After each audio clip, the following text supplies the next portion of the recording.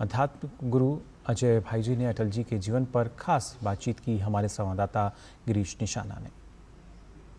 अटल जी के समाधि स्थल पर संतों को भी आमंत्रित किया गया। अजय भाई जी भी यहाँ मौजूद रहे। सर, क्या कहेंगे अटल जी के लिए?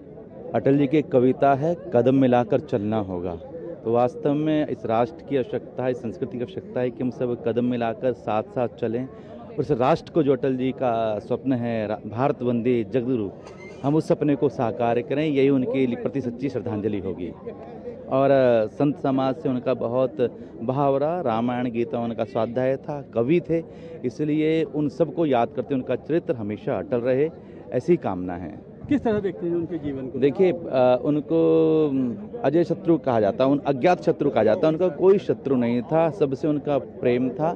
तो वास्तव में एक मानव का जो स्वभाव होना चाहिए, अंतर और बाहर एक जैसा व्यवहार, ये उनके जीवन की विशेषता थी। हम लोगों ने उनके ऊपर एक विशेष कार्यक्रम किया था उनके कविताओं को लेके तो उनकी कविताओं में अध्यात्म भी आता है, समाज की पीड़ा भी आती है। विश्व स्तर पर वो कहते हैं कि हम युद्ध ना होने देंगे।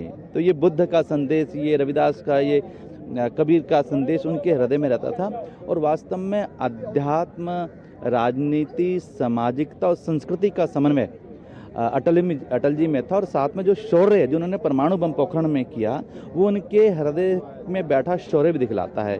तो वास्तव में एक राजनेता कैसा होना चाहिए, उसका एक मार्गदर्शन अटल जी ने हम सब के लिए छोड़ा है। और राष्ट्र उनके आदर्श पे चलकर और भारत वंदे जगद्गुरु बने, विकसित भारत बने, ऐसी हम लोगों की कामना और कर्म होना चाहिए।